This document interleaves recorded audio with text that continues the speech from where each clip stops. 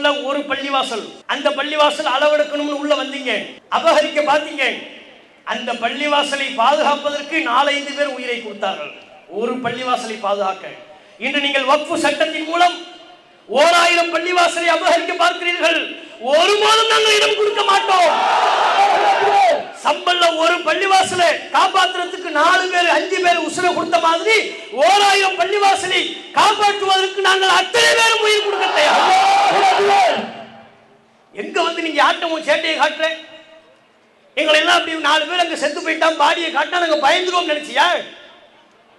நீ காட்டுற பூச்சாண்டிக்கு பயப்படக்கூடிய கூட்டம் இது அல்ல. நீ என்ன அடக்குமுறை பண்ணாலும் அதற்கு அஞ்சக்கூடிய கூட்டம் அல்ல. கண்டிக்கின்றோம் கண்டிக்கின்றோம் முஸ்லிம்களின் சொத்துக்களை அபகரிக்க திட்டமிட்டு ஒன்றிய அரசு நிறைவேற்றியுள்ள வக்ஃபு திருத்த சட்டத்தை வன்மையாக கண்டிக்கின்றோம். வக்ஃபு திருத்தம் பெயராலே ஒன்றிய அரசு கொண்டு வந்துள்ள கருப்பு சட்டத்தை கண்டிக்கிறோம். ஆசாதி ஆசாதி அல்லும் பகலும் வாங்கி ஒழித்த ஆசாதி முழக்கம் நினைவிருக்கா? ஆசாதி சட்டம் ஒன்றாய் சேர்த்து உன் உறக்கம் கலைஞர் நினைவிருக்கா? ஆசாதி ஆசாதி நாம் உறக்கச் சொல்வோம், செவி பிறக்கச் சொல்வோம், நாம் வாங்கி உழைப்போம்.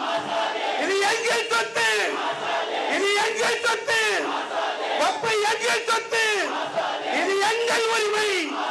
உன் திட்டம் ஒழிப்போம், உன் கொட்டம் ஒழிப்போம், உன் கொட்டம் ஒழிப்போம், உன் சட்டம் தளர்ப்போம். நாங்கள் பயப்பட மாட்டோம், நாங்கள் பயப்பட மாட்டோம். வக்ஃபை இழக்கவும் மாட்டோம், வக்ஃபை இழக்கவும் மாட்டோம். நீ சுருப்பிட நினைத்தால், நீ சுருப்பிட நினைத்தால் உன்னை விரட்டி அடிப்போம், உன்னை விரட்டி அடிப்போம். எங்கள் உரிமை காக்க, எங்கள் உரிமை காக்க நாங்கள் உயிரையும் கொடுப்போம், நாங்கள் உயிரையும் கொடுப்போம்.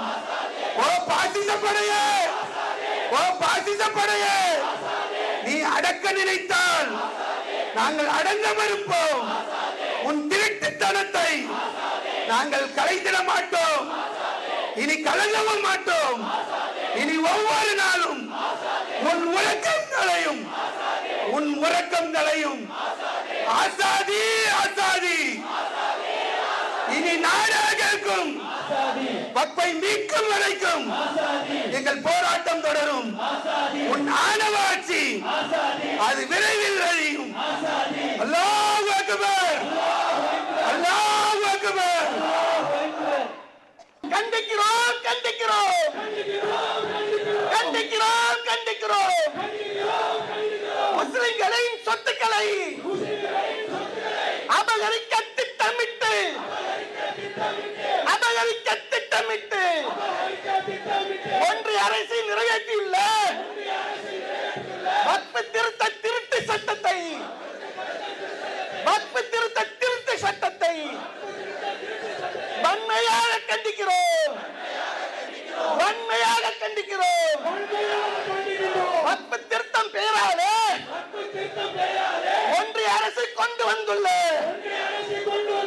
கருப்பு சட்டத்தை கண்டிக்கிறோம், கருப்பு சட்டத்தை கண்டிக்கிறோம். ஜனநாயகத்தை சாகடித்து, ஜனநாயகத்தை சாகடித்து சர்வாதிகாரம் வளர்க்கும் பாஜகவே,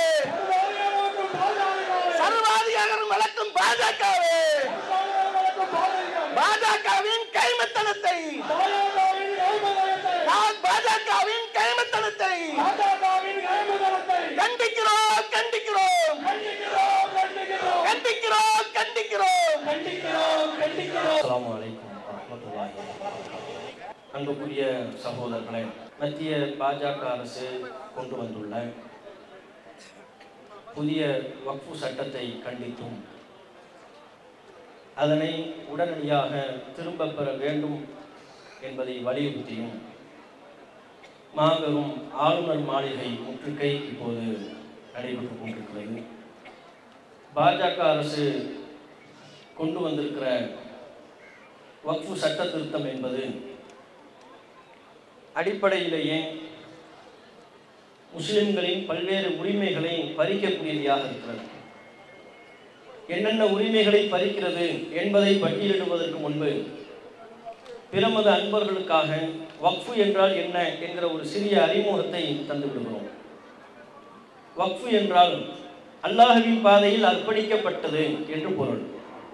எங்களுடைய முன்னோர்கள் ஒரு 100, 200, 300 ஆண்டுகளுக்கு முன்பு பள்ளிவாசல்கள் அமைக்க வேண்டும் என்பதற்காகவும் எங்கள் பிள்ளைகளுக்கு முஸ்லிம் மாணவர்களுக்கு கல்வியை கற்றுக் கொடுக்க வேண்டும் என்கிற மதரசாக்களை அமைத்துக் கொள்ள வேண்டும் என்பதற்காகவும் எங்களில் மரணித்தவர்களை அடக்கம் செய்ய அடக்கஸ்தலங்களை உருவாக்கி கொள்வதற்கும் தேவையான சொத்துக்களை அல்லாஹ்வின் பாதையில் அர்ப்பணிப்பு செய்தார்கள்.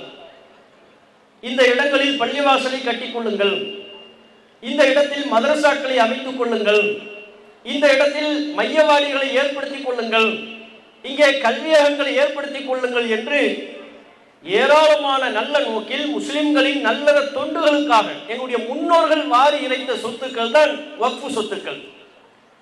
இது முழுக்க முழுக்க அல்லாஹ்வின் பாதையில் ஒரு முறை அர்ப்பணிக்கப்பட்டு விட்டது என்றால் அதனை யாரும் திரும்ப பெற இயலாது. நான் ஒரு முறை பள்ளிவாசலுக்கு என்று ஒரு நிலத்தை கொடுத்து விட்டால் அதனை திரும்பத்தா என்று கேட்கிற உரிமை எனக்கே கிடையாது. வக்ஃபு என்கிற சொத்துக்கள் அதனுடைய உரிமையாளர் அல்லாஹ் மட்டும்தான். அல்லாஹ் சில சட்டங்களை எங்களுக்கு வழங்கி இருக்கிறார். திருக்குர்ஆன் மூலமாக, நபிகள் நாயகம் மூலமாக அந்த சட்டங்களின் அடிப்படையில் வக்ஃபு சொத்துக்கள் நிர்வகிப்பு செய்யப்படும். இவற்றை தாண்டி யாருக்கும் வக்ஃபு சொத்தில் கை வைப்பதற்கு அதிகாரம் இல்லை. முத்தவல்லிகளுக்கு இல்லை, ஜமாத் தலைவர்களுக்கு இல்லை, அமைப்புகளுக்கு இல்லை, அமைப்புகளின் தலைவர்களுக்கும் இல்லை.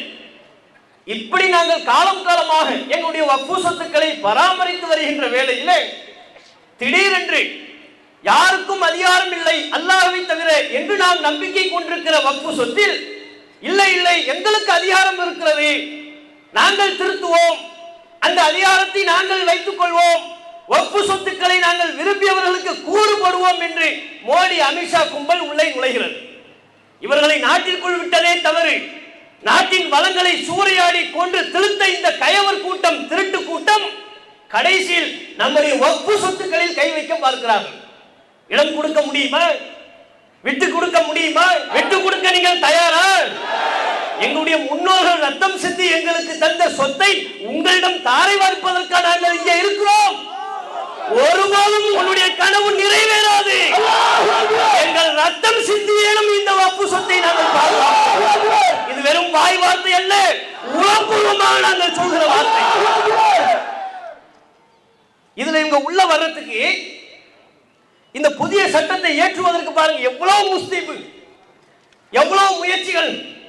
இப்படிப்பட்ட முயற்சிகளை, முஸ்தீபுகளை நமது நாட்டில் எந்த ஒரு சட்டத்தையும் எடுப்பதற்கு, ஏற்றுவதற்கு இவர்கள் எடுத்துக்கொண்டதே கிடையாது.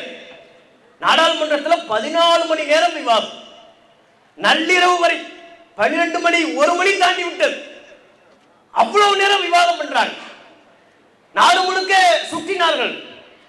கருத்துக்களை கேட்பதற்காக பல மணி நேரங்கள், 100க்கும் அதிகமான சுமார் 150 மணி நேரம் கண் விழித்திருந்து கருத்துக்களை கேட்டிருக்கிறார்கள். 14 மணி நேரம் நாடாளுமன்றத்தில் விவாதத்திலே நடத்தியிருக்கிறார்கள். நாங்க என்ன கேட்கிறோம்? இவ்வளவு முஸ்லீம் எடுத்து முயற்சி எடுத்து எங்க வக்ஃபு சொத்து சம்பந்தமா தான் நீ திருத்தம் கொண்டு வரணுமா? அப்படி உங்களை யாரும் கஷ்டப்பட சொன்னாங்க? எங்களுக்காக நீ எவ்வளவு கண் விழித்து கஷ்டப்படுகிறாய்? உங்களிடம் யார் இப்படி சிரமப்பட வேண்டும் என்று கேட்டது? இதே நீங்கள் என்றைக்காவது நம்முடைய நாட்டில் நள்ளிரவு வரை நடைபெற்ற ஒரு விவாதம் விவசாயிகள் குறித்து பேசியிருப்பார்களா? தூங்காம கண்முழித்து ஒவ்வொரு நாளும் ஒரு விவசாயி செத்துக் கொண்டிருக்கிறான், அந்த விவசாயிகளை பற்றி பேசிக் கொண்டிருப்பார்களா? 1.5 வருஷ காலமா விவசாயி போராடினான், வேளாண் சட்ட திருத்தத்தை கண்டித்து கடும் குளிரில் போராடி கொண்டிருந்தான், ரோட்லேயே சப்பாத்தி மாவை குழைச்சி சாப்பிட்டுக்கிட்டு இருந்தான். அவனை பத்தி, அந்த விவசாயியை பத்தி நாடாளுமன்றத்தில் நீங்கள் விவாதித்தீர்களா? இரவு முழுக்க கண் விழித்து பேசினீர்களா? 14 மணி நேரம் விவாதம். விவசாயிகளுக்காக வேண்டி, அவர்களின் வாழ்வில் வளம் பெற வேண்டும் என்பதற்காக வேண்டி இந்த 14 மணி நேரம் விவாதம் நடைபெறவில்லை. நமது நாட்டில் வேலை இல்லாமல் இளைஞர்கள் திண்டாடி கொண்டிருக்கிறார்கள். அந்த திண்டாட்டத்தை பற்றி இவர்கள் 14 மணி நேரம் விவாதம் செய்ய தயாரில்லை. மணிப்பூரிலே பழங்குடியின பெண்மணி நிர்வாணப்படுத்தப்பட்டு பாலியல் வல்லுறவுக்கு ஆளாக்கப்பட்டால் அந்த பெண்மணியை பற்றி கவலைப்பட்டு பல மணி நேரம் பாராளுமன்றத்தில் விவாதிப்பதற்கு இவர்கள் தயாரில்லை. மக்கள் பயன்படுத்துகிற அத்தியாவசிய விலை பொருட்கள் விண்ணை முட்டும் அளவு விலைவாசி உயர்ந்து கொண்டே இருக்கிறது. இந்த விலைவாசி உயர்வை பற்றியோ அதனை கட்டுப்படுத்துவது தொடர்பான ஆக்கப்பூர்வமான சட்டங்கள் பற்றியோ மணிக்கணக்காக இவர்கள் பேசவில்லை. கண் விழித்து இவர்கள் விவாதிக்கவில்லை. இப்ப கூட கேஸ் விலை உயர்ந்துருச்சு, 50 ரூபாய் உயர்ந்து விட்டது. கேட்டா மோடிஜி சொல்வார், நாட்டுக்காக ஹே பாம்பன் பாலம் உங்களுக்கு அர்ப்பணிக்கப்பட்டிருக்கு, ஹே அந்த பாம்பன் பாலமே ஒழுங்கா இன்னும் உட்காரலை, அதை நம்பி எவனும் ட்ரெயின் ஓட்ட முடியாது இப்போதைக்கு. அந்த பாம்பன் பாலத்திற்காக நீங்கள் இந்த 50 ரூபாய் விலையேற்றத்தை சகித்துக் கொள்ளுங்கள் சொல்லுவார். சொன்னா நம்ம ஏற்றுக்கொள்வதை தவிர நமக்கு வேறு வழி இல்லை. இப்படி ஒவ்வொன்றையும் அதற்காக இந்த விலைவாசியை ஏற்றுக்கொள்ளுங்கள், இதற்காக ஏற்றுக்கொள்ளுங்கள் சொல்லி சொல்லி சாமானிய மக்களினுடைய தலையில் அத்தியாவசிய பொருட்களின் விலைவாசி ஏற்றத்தை சுமத்துகிறாரே, அதை பற்றி இவர்கள் பேசியிருக்கிறார்களா? மணிக்கணக்கா விவாதம் நடைபெற்றிருக்கிறதா? இல்லை. மணிக்கணக்கா விவாதம் பண்றாங்க, நாடு நாடா சுத்துறாங்க, கருத்து கேட்பு நடத்துறாங்க. எதுக்கு? வக்ஃபு சொத்தை கொள்ளடிக்கிறது. இதிலேயே இவர்கள் நோக்கத்தை நாம் புரிந்து கொள்ள வேண்டாம். இவர்கள் எந்த அளவுக்கு கயவர்கள், எப்படிப்பட்ட திருட்டு கூட்டம் என்பதை இதிலிருந்தே நாம் மிக தெளிவாக புரிந்து கொள்ள முடியும். இந்த சட்ட திருத்தத்திற்கு இவர்கள் சில காரணங்களை சொல்கிறார்கள். வக்ஃபு சொத்துல வெளிப்படை தன்மை இல்லை, வெளிப்படை தன்மை வேண்டும், அதற்காகத்தான் இந்த புதிய சட்டம் அப்படிங்கிறாங்க. எவன் சொத்துல யாருக்கு வெளிப்படை தன்மை வேணும்? என் பாட்டு முப்பாட்டு எனக்கு கொடுத்த சொத்து, இதுல உங்களுக்கு என்ன வெளிப்படை தன்மை?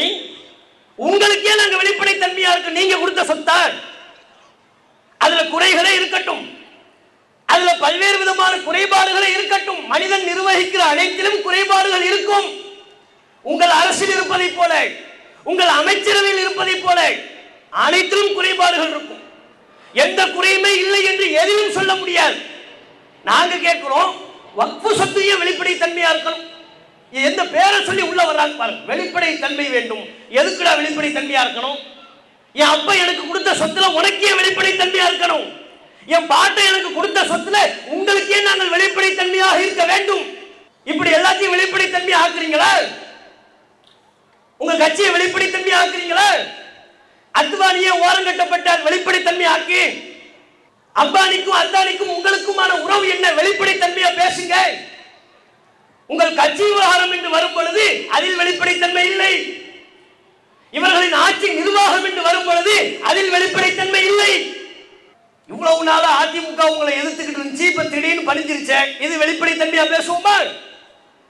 எதை காரணம் காட்டி என்னென்ன விஷயங்களை சொல்லி எடப்பாடியை பயமுறுத்தினிய, என்னென்ன பொம்மையை காட்டி பயமுறுத்தினாங்கன்னு தெரியல.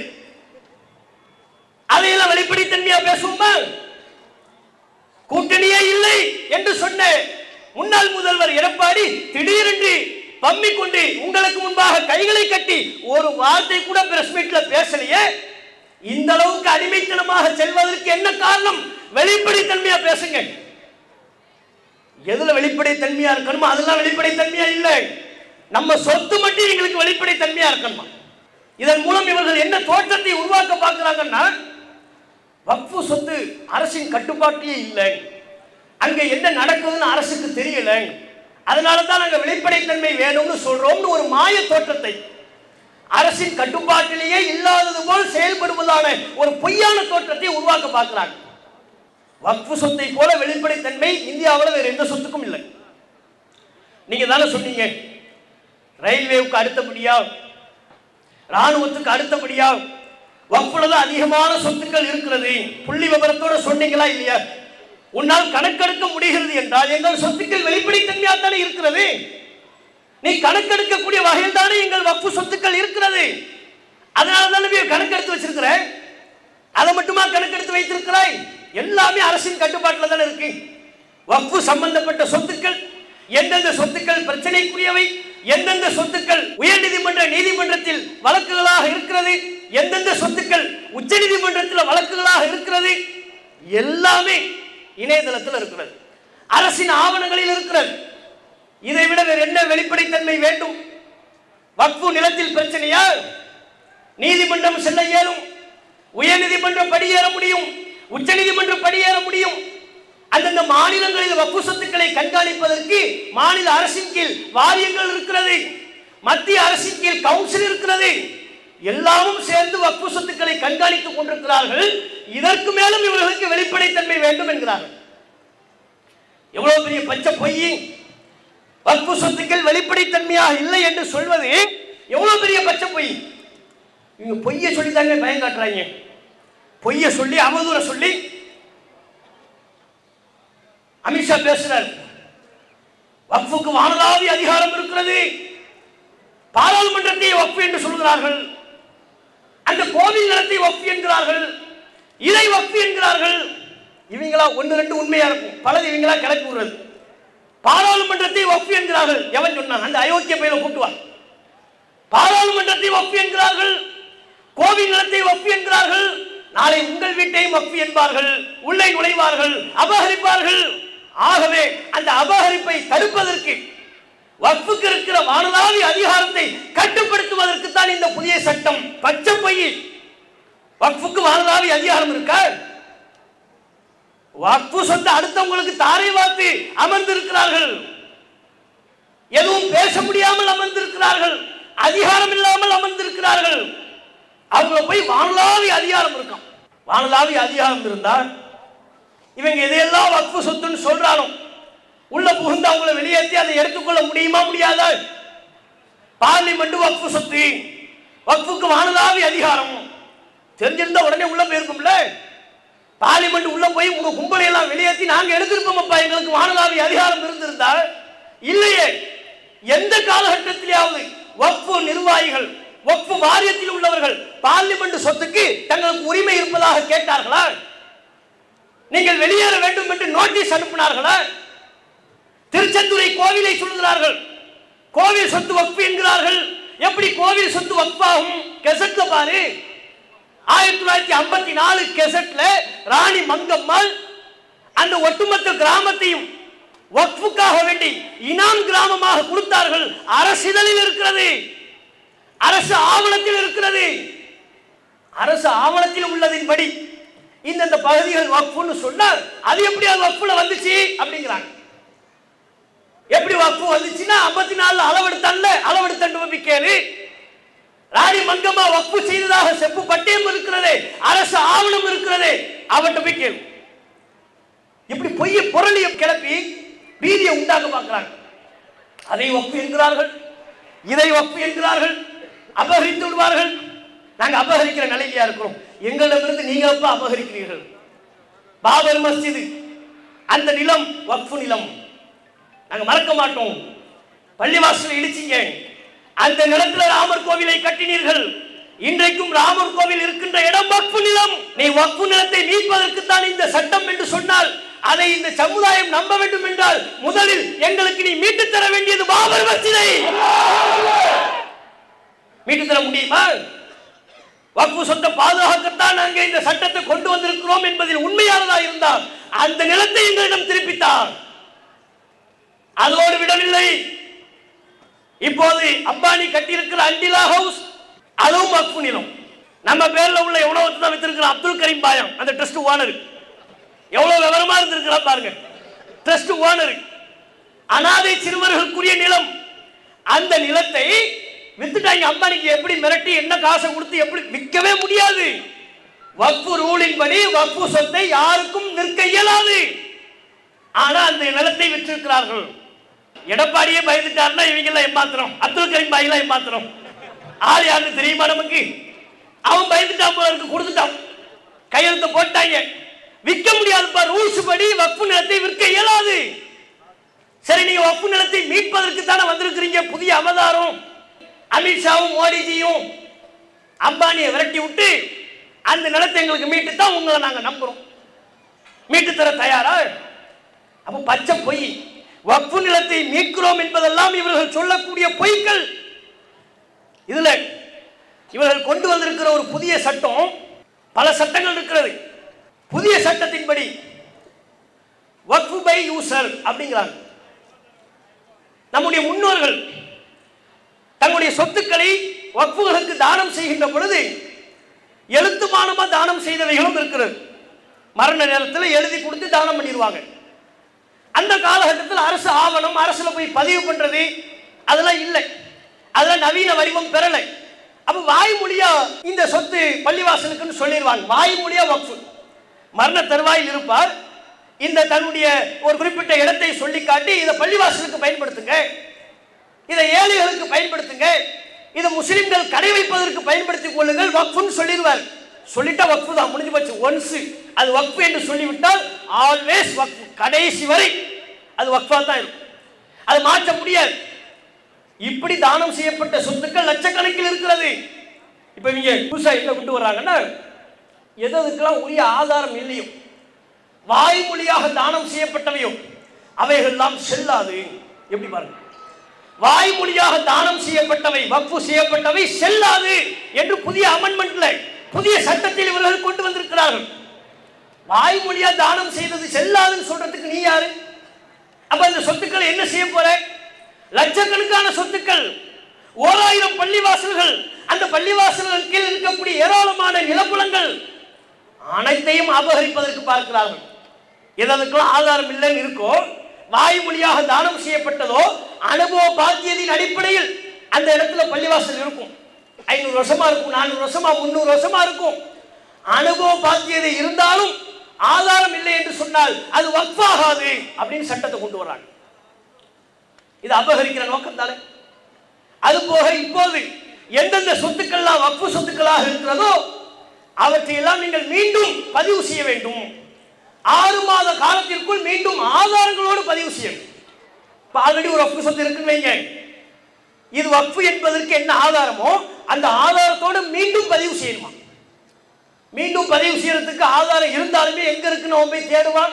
200 வருஷத்துக்கு முன்னால நமக்கு பிறந்த சர்டிபிகேட் கேட்டாலும் இருக்காது.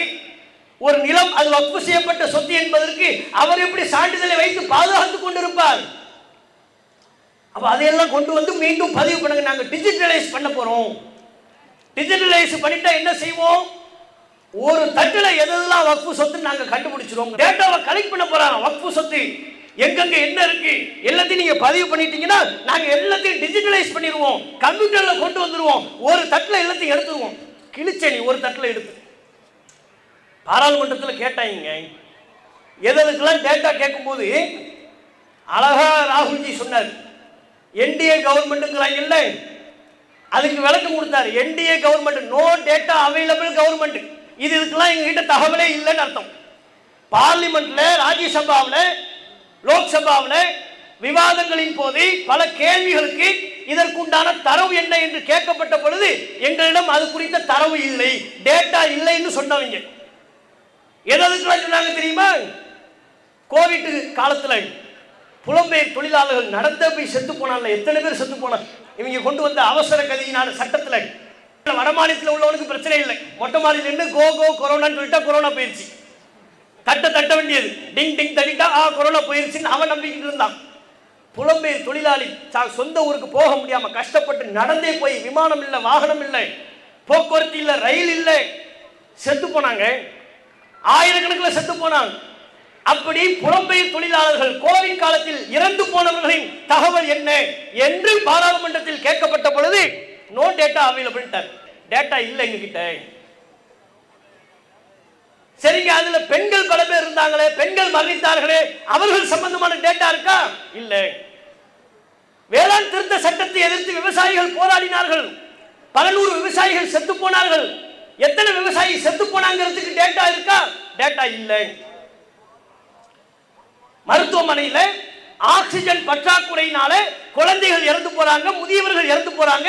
இதுபோல் வட மாநிலங்களிலும் குறிப்பாக இந்தியாவெங்கிலும் ஆக்சிஜன் பற்றாக்குறையினால் இறந்து போனவர்களின் விவரம் என்ன கேட்கப்பட்டுச்சு. டேட்டா இல்லை. அதுக்கும் டேட்டா இல்லையோ. ஜெய் ஸ்ரீராம் என்கிற பெயரிலையும் மாட்டிறைச்சியின் பெயராலும் முஸ்லிம்கள் தலித்துகள் கொல்லப்பட்டார்களே நூற்றுக்கணக்கில். எத்தனை பேர் இதுவரை கொல்லப்பட்டிருக்கிறார்கள், அதற்குரிய தரவு என்ன என்று கேட்கப்பட்ட பொழுது நோ டேட்டா அவைலபிள். அதுக்கும் டேட்டா இல்லை எங்க கிட்ட. பத்திரிகையாளர்கள் கொல்லப்பட்டார்களே, ஜனநாயகம் குரல் நெரிக்கப்பட்டு கருத்து சுதந்திரம் நசுக்கப்பட்டு பல பத்திரிகையாளர்கள் சுதந்திரமாக தங்கள் கருத்தை வெளிப்படுத்தினார்கள் என்பதற்காக வேண்டி சிலர் கொல்லப்பட்டார்கள், சிலர் கடும் வழக்குகளில் சிறையில் தள்ளப்பட்டார்கள். அது குறித்த விவரம் உண்டா என்று கேட்கப்பட்ட பொழுது நோ டேட்டா அவைலபிள். இவங்களை நம்ம நம்பணுமா? இவங்க டிஜிட்டலைஸ் நமக்கு தேவையா? இதுல நம்ம பிரதானமா எதிர்க்கிற அம்சம் எது? வக்ஃபு வாரியத்தில் முஸ்லிம் அல்லாதவர்களை உள்ளே நுழைக்கிறார்கள். மாநிலத்தில் வக்ஃபு வாரியம் இருக்கிறது. இந்தியாவெங்கிலும் ஒவ்வொரு மாநிலத்திலையும் வக்ஃபு வாரியம் இருக்கிறது. அதுல வாரியத்தில் 2 முஸ்லிம் அல்லாத உறுப்பினர்கள் கம்பல்சரி இருக்க வேண்டும் என்கிறார்கள். ஏன் இது? ஏன் எங்களுக்கு இந்த பாரபட்சம்? எங்க சொத்தை நாங்கள் நிர்வாகம் பண்ணக்கூடாதா? அந்த உரிமை எங்களுக்கு இல்லையா? நீங்க வெறுமனே நிலம் என்று பார்க்கிறீர்கள். என்ன நிலம் அது? பள்ளிவாசல் சம்பந்தப்பட்ட நிலம், எங்களுடைய மத நம்பிக்கை தொடர்புடைய நிலம். ஏதோ ரியல் எஸ்டேட்டுக்காக விற்பனை செய்ய இடம் இல்லை, அரசு நிலம் அல்ல, எங்கள் நிலம். பள்ளிவாசலுக்காக, மையவாதிகளுக்காக, மதரசாக்களுக்காக, முஸ்லிம்களின் வாழ்வியல் மேம்பட வேண்டும் என்பதற்காக வக்ஃபு செய்யப்பட்ட எங்கள் நிலத்தை நாங்கள் நிர்வகிக்க கூடாது என்றால், அந்த அதிகாரம் எங்களுக்கு இல்லை என்றால், அதுல முஸ்லிம் அல்லாத இருவர் கண்டிப்பாக இருக்க வேண்டும் என்றால் உங்கள் சட்டத்தின் நோக்கம் என்ன? அப்ப எங்களுக்கு நிர்வாகம் பண்ண தெரியாதா? எங்க சொத்தை நாங்கள் நிர்வாகம் பண்ண கூடாதா? நாங்கள் என்ன 2ஆம் தர குடிமக்களா இந்த நாட்டில்? இதே போன்ற சட்டத்தை நாங்கள் வெறுப்புணர்வில் கேட்கவில்லை, கோப கொந்தளிப்பில் கேட்கிறோம். இதே போன்ற சட்டத்தை கோவில் நிர்வாகத்துக்கு கொண்டு வர முடியுமா? தேவாலயங்களுக்கு கொண்டு வர முடியுமா? பௌத்த ஆலயங்களுக்கு கொண்டு வர முடியுமா? எங்களையும் பாரபட்சமா நடத்துறீங்க. இந்தியாவெங்கிலும் வட மாநிலங்களில் எல்லாம் முஸ்லிம்கள் கொந்தளித்து வீதியில் வந்து நிற்கிறார்கள் என்றால் அதற்கு அடிப்படை காரணம் எங்கள் சொத்தை நாங்கள் நிர்வகிக்க கூடாதா? இந்த ஒற்றை கேள்விதான். மனசாட்சியோடு நீங்கள் பதிலளிக்க வேண்டும். திருப்பதி தேவஸ்தானம் கோவில் இருக்கு. அந்த கோவில் நிர்வாகத்தில் இந்து அல்லாத ஒருவர் நிர்வாகியா வேண்டாம், உறுப்பினரா சேர முடியுமா? நிர்வாகியா வேண்டாம், உறுப்பினரா சேர்ந்துட முடியுமா? பழனியில சேர்ந்துட முடியுமா? நம்ம சென்னை பகுதிகளில் இருக்கக்கூடிய கோவில் நிர்வாகங்கள் இருக்கிறதே, அந்த கோவில் ட்ரஸ்டியால் ஒரு இந்து அல்லாத ஒரு நபர், ஒரு முஸ்லிமோ ஒரு கிறிஸ்தவரோ சேர்ந்துட முடியுமா? சேரணுங்கிறது எங்க கோரிக்கை அல்ல. நாங்கள் அதை எதிர்பார்க்கவே இல்லை, அவங்களும் எதிர்பார்க்கல. நம்ம வக்ஃபு சொத்துல வர வேண்டும் என்று இந்து மக்கள் எதிர்பார்த்தார்களா? கிடையாது. கிறிஸ்தவ மக்கள் எதிர்பார்க்கிறார்களா? இல்லை. இந்த நாட்டில் உள்ள முஸ்லிம்கள், இந்துக்கள், கிறிஸ்தவர்கள் அத்தனை பேரும் அவங்கவுங்க சொத்தை அவங்கவுங்க நிர்வாகம் பண்ணட்டும். எதுக்கு இந்த தேவையில்லாத வேலை? இப்படித்தான் கேட்கிறார்கள். இங்கே நாங்கள் கேள்வி எழுப்புவது நியாயத்தை பற்றி சிந்திக்க வேண்டும் என்பதற்காக. ஒண்ணு வேண்டாங்க, தஞ்சாவூர்ல பாபநாசம் அங்க ஒரு கோவில் அறங்காவலர் தேர்வு நடக்குது. நர்கிஸ் கான் என்று ஒருவர் தேர்வு செய்யப்பட்டார். தஞ்சாவூர்ல பாபநாசத்துல கோவில் அறங்காவலரா நர்கிஸ் கான் தேர்வு செய்யப்பட்டார். பத்திரிகையில பேர் வருது, கோவில் அறங்காவலராக நர்கிஸ் கான் தேர்வு. இவங்க கான் பேர் பார்த்தவங்களுக்கு எரிய ஆரம்பிச்சிருச்சு. கான் எங்கேயோ கேள்விப்பட்ட மாதிரி இருக்கேன். ஆஹா, அந்த கான் இந்த கான், கஃபார் கான், கஃபூர் கான், ரஹீம் கான், இது நம்ம புறக்கணிக்க வேண்டிய அந்த பாய் கான் தான். எச் ராஜா வந்துட்டார். கோவில் நிர்வாகத்திற்குள் முஸ்லிமா என் ரத்தம் கொதிக்கின்றது. விடமாட்டோம், விடமாட்டோம். இந்த அரசு அராஜகம் செய்கிறது, அநியாயம் செய்கிறது. ஒரு பக்கம் கத்திக்கிட்டு இருக்கிறாரு ஹெச் ராஜா. நர்கிஸ் கானே ஒரு காதல போய் பாய், அவர் ஹெச் ராஜாட்ட, நான் பாய்லாம் இல்லை, நான் இந்து தான், நான் பாய் கிடையாதுங்க, இந்து. அதெல்லாம் முறைப்படி விசாரிச்சுதான் போட்டிருக்கிறாங்க. காலகாலமா அங்க இருக்கிறேன், இப்ப மறுபடியும் தேர்வாகி வந்திருக்கிறேன். அவ பேருக்கு காரணம் சொல்றாரு. ஆஸ்பத்திரியில அவங்க அம்மா, எங்க அம்மா பிரசவமா இருக்கும் போது ரொம்ப சிரமமா இருந்துச்சு. அப்போ ஒரு நர்சம்மா தான் ரொம்ப தியாகத்தோடு கஷ்டப்பட்டு சிரமப்பட்டு பிரசவம் பார்த்தாங்க. எங்க தகப்பனாரு, எங்க குடும்பத்தார்கள் அந்த நர்சம்மாவினுடைய நினைவாக நர்கிஸ் கான் அவங்க பேரை எனக்கு வச்சுட்டாங்க. அவங்க பாயம்மா, அந்த பாயம்மா பேரை எனக்கு வச்சுட்டாங்க, நர்கிஸ் கான் என்று பேர் வைத்து விட்டார்கள். மற்றபடி நான் ஆச்சாரமான இந்து அப்படின்னு சொன்னதுக்கு அப்புறம் பொட்டி பாப்பா ஹெச் ராஜா அடங்கி போயிட்டார். இங்க நாங்க கேட்கறது என்ன, நர்கிஸ் கான்கிற பேருக்கு எதிர்ப்பு தெரிவித்தீர்களே ஏன்? கோவில் நிர்வாகத்திற்குள் முஸ்லிமுக்கு வேலை இல்லை, அதுதானே? அது நியாயம் தானே நீங்க நினைக்கிறீங்க? நாங்களும் அது நியாயம் தான் நினைக்கிறோம். அது நியாயம் தான். கோவில் நிர்வாகத்திற்குள் முஸ்லிமுக்குள் வேலை இல்லை. அதே தானங்க பள்ளிவாசல் நிர்வாகத்திற்குள் முஸ்லிம் அல்லாத ஒருவருக்கு ஏன் வேலை? இந்துவுக்கு எங்கே எங்கே வேலை வருகிறது? என்ன ரோல் இருக்கு? எங்கள் சொத்தை நிர்வகிப்பதற்கு முஸ்லிம் அல்லாத ஒருவருக்கு என்ன ரோல்? கிறிஸ்தவருக்கு என்ன ரோல்? இந்துவுக்கு என்ன ரோல்? இதே கேள்வி ஒவ்வொரு மதத்தினுடைய சொத்துக்களையும் வரும். கிறிஸ்தவ தேவாலயங்களை நிர்வகிப்பதற்கு முஸ்லிமுக்கு என்ன ரோல்? ஒரு ரோலும் இல்லை. ஒற்றுமையா நம்ம வாழ்ந்து கொண்டிருக்கும் பொழுது இவர்கள் மெனக்கிட்டு தேவையில்லாம முஸ்லிம் இந்துங்கிற வெறுப்பை கட்டமைக்க வேண்டும் என்பதற்காக தேவையற்ற இப்படி ஒரு விஷயத்தை உள்ளே நுழைக்கிறார்கள். முஸ்லிம் அல்லாத இருவர் கண்டிப்பா இருக்கணும். சென்னையில இந்த அறநிலைத்துறையின் கீழ் இருக்கக்கூடிய ஒரு ஸ்கூலு, அதுக்கு ஒரு ஆசிரியர் தேர்வு நடைபெற்றது. அதுல ஒரு முஸ்லிம் தேர்வு செய்யப்படும் பொழுது அந்த ஸ்கூல்ல எப்படி முஸ்லிமுக்கு வேலை கொடுக்கலாம் என்று சொல்லி எதிர்ப்பு தெரிவித்து கடைசியில் முஸ்லிமை வேலையிலிருந்து தூக்கினார்கள். இந்து அறநிலையத்துறை நடத்தக்கூடிய ஒரு ஸ்கூல்லையே, அது கோவில் நிலமுள்ள ஒரு ஸ்கூல், ஆனால் இந்து அறநிலையத்துறைக்கு சொந்தமானது, அதில் நடத்தப்படுகிற கல்வி நிலையங்களில் இந்துக்களுக்குத்தான் வேலை கொடுக்க வேண்டும் சொன்னார்களா இல்லையா? அதை தான் இப்ப நாங்க கேட்கிறோம். எங்களுடைய நீதியாக, எங்களுடைய நியாய குரலாக நாங்கள் எழுப்புகிறோம். இது அல்லாம வக்ஃபு வாரியத்தில் இவர்கள் திருத்தம்ங்கிற பேர்ல கொண்டு வரக்கூடிய சட்டத்தை பார்த்தீங்கன்னா, புதிதாக இஸ்லாத்தை ஏற்ற யாரும் வக்ஃபுக்கு தானம் செய்யக்கூடாது. 5 வருஷம், 5 வருடம் பூர்த்தியானதற்கு பிறகுதான் அவர் வக்ஃபிற்கு தானம் செய்ய வேண்டும். இப்படி ஒரு சட்டத்தை கொண்டு வர்றாங்க. ஏன் அவன் 5 வருஷத்துக்குள்ள தானம் பண்ணா உங்களுக்கு எங்க எரியுது? இஸ்லாத்துக்கு வந்துட்டான், வந்து 1 வருஷம் ஆயிடுச்சு, 1 வருஷத்துல வக்ஃபுக்கு தானம் பண்றான், இந்த நிலத்தை வச்சுக்கிறான். உங்க 2 பேருக்கு எங்க எரியுது? இதுல உங்களுக்கு என்ன பிரச்சனை? இது எங்க சம்பந்தப்பட்ட விவகாரம், எங்கள் மதம் சம்பந்தப்பட்ட, எங்கள் வழிபாட்டு தலம் சம்பந்தப்பட்ட விவகாரம். அவன் 5 வருஷம் கழித்து தான் வக்ஃபு செய்ய வேண்டும் என்று சொல்வதற்கு நீங்கள் யார்? அதுவும் 5 வருஷம் சாதாரண முஸ்லீமா இருக்க கூடாதான், பிராக்டிசிங் முஸ்லீம், இஸ்லாத்தை நடைமுறைப்படுத்துகிற முஸ்லீமா இருக்கணும். அப்படின்னா என்ன? மோடி அரசாங்கத்தின் சார்பாக ஒரு குழு நியமிக்கப்படும். ஒருவர் புதிதாக இஸ்லாத்தை ஏற்றுக்கொண்டவர் வக்ஃபு செஞ்சால் அவர் ஃபஜ்ர் தொழ போறாரான்னு கண்காணிக்கிறதுக்கு உளவு பிறை அங்கே நிற்பார் பள்ளிவாசல் வாசல்ல. அவர் எந்த பள்ளிக்கு போறாருன்னு பார்ப்பார், பார்த்துக்கிட்டே இருப்பார். உளவு பிறைக்கு அதான் வேலை.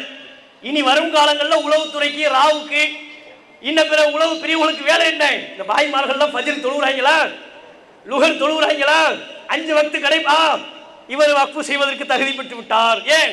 இஸ்லாத்தை நடைமுறைப்படுத்துகிறார். இன்னொருத்தரை பத்தி ரிப்போர்ட் மோடிஜி கொடுப்பாங்க. மோடிஜி இவர் இன்னும் ஹஜ்ஜிக்கு போகவே இல்லை, இஸ்லாத்தில் ஒரு அடிப்படையில் குறை வச்சிருக்கிறார், இவர் வக்ஃபுக்கு இன்னும் லாயிக் நஹி ஹே, தகுதி இல்லை, இவர் ஹஜ்ஜி செஞ்சாதான் வக்ஃபு பண்ண முடியும், அப்போதுதான் இவர் இஸ்லாத்தை நடைமுறைப்படுத்தக்கூடிய முஸ்லீம். இன்னொருத்தர் நோன்பு வைக்கலன்னு வைங்க, அவனை லிஸ்ட்ல இருந்து தூக்கிடுவாங்க. இவன் நோன்பே வைக்க மாட்டேங்கிறான், நானும் பார்த்துக்கிட்டே இருக்கிறேன். தலை நோன்பு வச்சா அடுத்து 27வது அன்னைக்கு தான் வந்தான், அடுத்து பெருநாளுக்கு வந்தான், இடைப்பட்ட நாட்களில் நோன்பை வைக்கல, இவன் உண்மையான முஸ்லிம் அல்ல. ஆகவே இவனும் வக்ஃபு செய்வதற்கு தகுதியற்றவன். அப்ப யோசிச்சு பாருங்க, இவர்களுடைய நோக்கம் வக்ஃபுக்கு சொத்து சேர்ந்துடக்கூடாது. அதனாலதான் எதை தடுக்கிறாங்க? புதிதாக இஸ்லாத்தை ஏற்றவர் 5 வருடத்திற்குள்ளாக தானம் செய்யக்கூடாது. தானம் செஞ்சா உனக்கு என்ன பிரச்சனை? அதே மாதிரி ரூலை பாருங்களேன், முஸ்லிம் அல்லாதவர் தானம் செய்யக்கூடாது. ஆதி காலத்துல முஸ்லிம் மன்னர்கள் கோவிலுக்கு தானம் பண்ணியிருக்கிறாங்க, இந்து மன்னர்கள் பள்ளிவாசல்களுக்கு, தர்காக்களுக்கு தானம் பண்ணியிருக்கிறாங்க. இதெல்லாம் இந்தியாவில் தமிழகத்தில் வளமையாக இருக்கக்கூடிய ஒன்று. அப்படி இருக்கின்ற பொழுது இவர்கள் இந்த சட்டத்தை வக்ஃபிற்கு மாத்திரம் கொண்டு வருகிறார்கள். இங்கே நாங்கள் எழுப்பக்கூடிய கேள்வி என்ன? முஸ்லிம் அல்லாதவர் வக்ஃபுக்கு தானம் செய்யக்கூடாது என்று சொல்கிறீர்கள் அல்லவா? இந்த சட்டத்தை நீங்கள் சரி கண்டால், இதே போன்ற சட்டத்தை இந்து அல்லாதவர் கோவிலுக்கு தானம் செய்யக்கூடாது சொல்ல தயாரா? கிறிஸ்தவர் அல்லாதவர் தேவாலயங்களுக்கு தானம் செய்யக்கூடாது. அப்ப வேறு எதிலையும் இந்த சட்டம் இல்லை. முஸ்லிம்களின் வக்ஃபுக்கு மாத்திரம் ஏன் இந்த சட்டம்? ஏன் இந்த பாரபட்சம்? முஸ்லிம்களை நசுக்க பார்க்கிறாங்க. இது சொத்து சம்பந்தப்பட்ட விவகாரம் மட்டுமல்ல, இதை வெறுமனே நம்ம பள்ளிவாசல்களோடு தொடர்புபடுத்தி விட்டு சென்று விட முடியாது. ஒரு விஷயத்தை நாங்கள் தெளிவாக சொல்லுவோம். சம்பல்ல ஒரு பள்ளிவாசல் அந்த பள்ளிவாசல் அளவெடுக்கணும்னு உள்ள வந்தீங்க, அபகரிக்க பார்த்தீங்க. அந்த பள்ளிவாசலை பாதுகாப்பதற்கு 4-5 பேர் உயிரை கொடுத்தார்கள். ஒரு பள்ளிவாசலை பாதுகாக்க. இன்று நீங்கள் வக்ஃபு சட்டத்தின் மூலம் 1000 பள்ளிவாசலை அபகரிக்க பார்க்கிறீர்கள். ஒருபோதும் நாங்கள் இடம் கொடுக்க மாட்டோம்.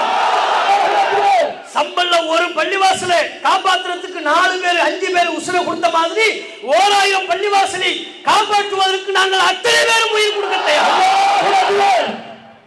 எங்க வந்து நீங்க ஆட்டமும் சேட்டையை காட்டுற? எங்களை எல்லாம் அப்படி 4 பேர் அங்க செத்து போயிட்டான் பாடியை காட்டா நாங்க பயந்துருவோம் நினைச்சியா? நீ காட்டுற பூச்சாண்டிக்கு பயப்படக்கூடிய கூட்டம் இது அல்ல. நீ என்ன அடக்குமுறை பண்ணாலும் அதற்கு அஞ்சக்கூடிய கூட்டம் அல்ல. நாங்க சட்டத்தின்படி போராடக்கூடிய கூட்டம், நியாயத்தின்படி போராடுகிற கூட்டம், நீதியின் வழியில் நின்று உண்மை வழியில் நின்று ஒரு நாள் இன்ஷா அல்லாஹ் உங்களை ஓட ஓட விரட்டி அடிப்போம். அந்த நாள் மிக விரைவில் சீக்கிரம் வரும். இந்த வழக்கு இறுதியா உச்ச நீதிமன்றத்தில் வழக்குல இருக்கு. 16ஆம் தேதி வழக்குக்கு வரும். உண்மையிலே இந்த நேரத்தில் பலருக்கும் நாம நன்றி சொல்ல கடமைப்பட்டிருக்கிறோம்.